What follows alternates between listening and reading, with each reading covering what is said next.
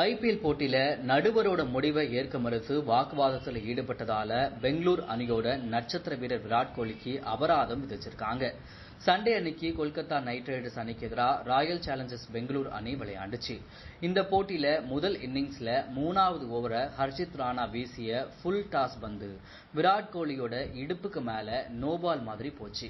இந்த பால கனெக்ட் செய்ய தவறின கோலி கேட்ச் கொடுத்து ஆட்டத்தை இழந்தாரு. ஆனா நடுவர்கள் நோபால் கொடுக்காத நிலையில கோலி 3வது நடுவரோட முடிவுக்கு போனாரு.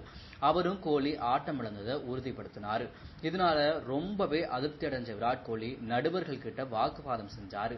இதனால விராட் கோலியோட போட்டிக்கான கட்டணத்துல 50% பிடித்தம் செய்யறதுக்காக ஐபிஎல் நிர்வாகம் உத்தரவிட்டுச்சு.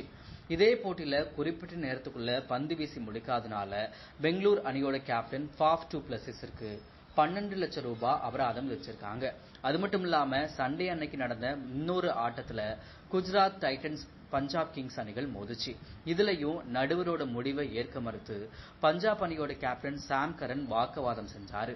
இதனால அவருக்கும் போட்டி கட்டணத்திலிருந்து 50% அபராதம் விதிக்கப்பட்டிருக்கு.